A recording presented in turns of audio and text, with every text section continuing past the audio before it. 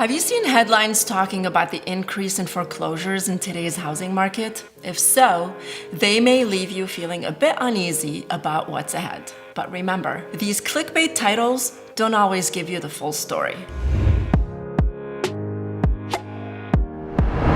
The truth is, if you compare the current numbers with what usually happens in the market, you'll see there's no need to worry. Let's put the headlines into perspective. The increase the media is calling attention to is misleading.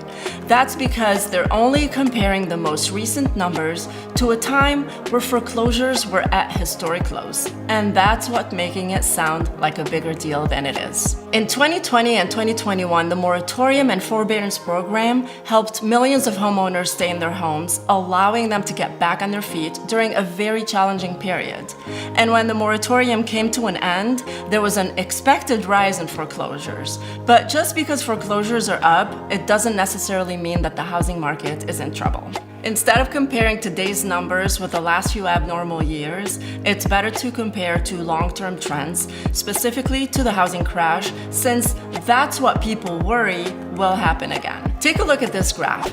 It uses foreclosure data from Adam, a property data provider, to show foreclosure activity has been consistently lower since the crash in 2008. So, while foreclosure filings are up in the latest report, it's clear this is nothing like it was back then. In fact, we're not even back at the levels we had seen in more normal years like 2019. As Rick Sharga, founder and CEO of the CJ Patrick Company, explains, foreclosure activity is still only at about 60% of pre-pandemic levels.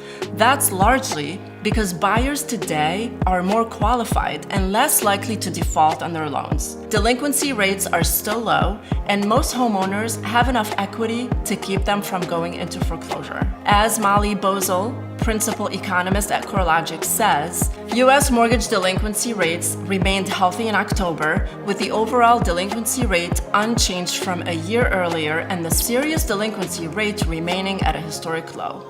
Borrowers in later stages of delinquencies are finding alternatives to defaulting on their home loans. The reality is, while increasing, the data shows a foreclosure crisis is not where the market is today or where it's headed. Bottom line is, even though the housing market is experiencing an unexpected rise in foreclosures, it's nowhere near the crisis levels seen when the housing bubble burst.